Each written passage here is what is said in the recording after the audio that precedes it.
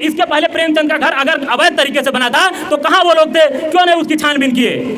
तत्काल प्रेमचंद दबंग हो गए। हाईकोर्ट से राहत मिली है, ये नहीं कहा हाईकोर्ट ने कि इनका घर नहीं गिराया जाए, लेकिन सब दलीय भावना को भूल करके सारे नेता इकट्ठा हो गए और कहीं ना कहीं जो ये आरक्षण मिला था हमको उसका विरोध करने का पूरा प्रयास किए, उसको समाप्त करने का पूरा प्रयास किए, लेकिन कालांतर में वो जारी रहा। अभी भी केवल 2 संस्तुतियां लाख। आखिर रामलौटन जी कैसे जा सकते हैं प्रेमचंद जी को न्याय दिलाने के लिए?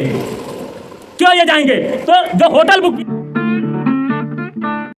प्रेमचंद के बच्चों को, प्रेमचंद के पिताजी को, प्रेमचंद के भाई को प्रताड़ित करने का काम कर रही है सरकार। कह रही है कि ये घर गिराना चाहिए। आखिर इसके पहले प्रेमचंद का घर अगर अवैध तरीके से बना था तो कहां वो लोग थे, क्यों नहीं उसकी छानबीन किए? तत्काल प्रेमचंद दबंग हो गए, भूमाफिया हो गए। कोई अपराध, कोई FIR उनके खिलाफ थी? नहीं थी। सब चीज़ें हम लोगों ने पता किया। तो अगर हम लोग इकट्ठे नहीं होंगे, हम लोग जागरूक नहीं होंगे, तो निश्चित रूप से मान के चलिए आज इसी का परिणाम ये हुआ कि इसमें हम लोग को कुछ छूट मिली, हम लोग को समय मिला कि आप कहीं ना कहीं इसको आगे अपील कर सके। हाईकोर्ट से राहत मिली है, ये नहीं कहा हाईकोर्ट ने कि इनका घर नहीं गिराया जाएगा। हमेशा के लिए इसको इस पर रोक लगा दी गई, पाबंदी लगा दी गई।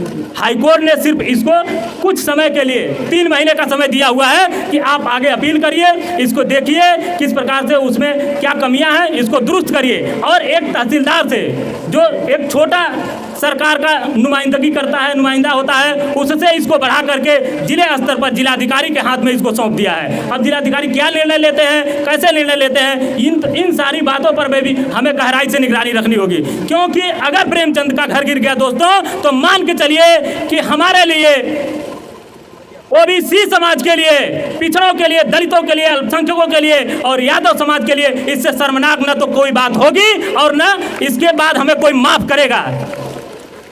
तो हमें सारा फोकस प्रेमचंद के परिवार को न्याय दिलाने से लेकर के, और जो तमाम हत्याएं हुई, चाहे आपके विश्वकर्मा समाज के साथ हुई, चाहे पाल समाज के साथ में हो रही है, और भी अन्य बिरादरी के समाज में हो रही है, सबकी लड़ाई हमको कहीं ना कहीं लड़नी है। और तमाम बातें हैं कहने के लिए दोस्तों, हमारे सभी वरिष्ठ गण बैठे हुए हैं, बताएंगे। रामलौटन जी हमारे बहुत अच्छे, बहुत वरिष्ठ वक्ता हैं, जो कि कहीं ना कहीं इस समय OBC समाज को झकझोरने का काम कर रहे हैं, उसको जगाने का काम कर रहे हैं, और लगातार वो पूरे प्रदेश में दौरा कर रहे हैं। अब देखिए ये बड़ी बात, जब ये जा रहे थे देवरिया में, फतेहपुर में, प्रशासन को जैसे पता चला, इनको रोकने का काम कर दिया प्रशासन ने कि आखिर रामलौटन जी कैसे जा सकते हैं प्रेमचंद जी को न्याय दिलाने के लिए?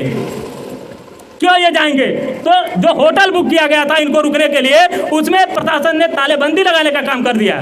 कहा कि किसी भी नेता को, किसी भी OBC समाज के जो आवाज उठा रहे हैं उनको किसी होटल में रुकने की इजाजत नहीं दी जाएगी।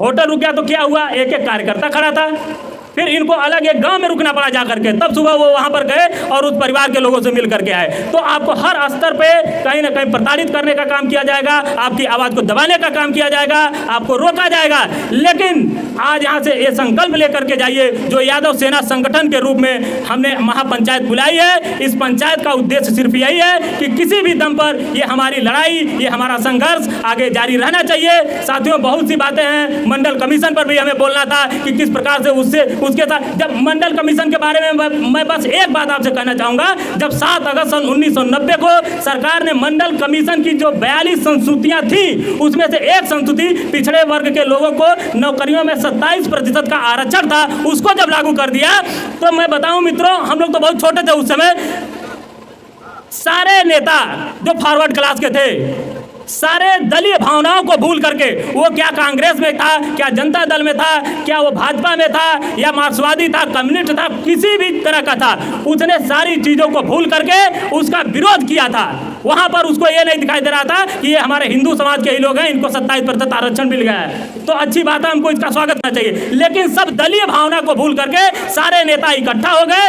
और कहीं ना कहीं जो ये आरक्षण मिला था हमको, उसका विरोध करने का पूरा प्रयास किए, उसको समाप्त करने का पूरा प्रयास किए।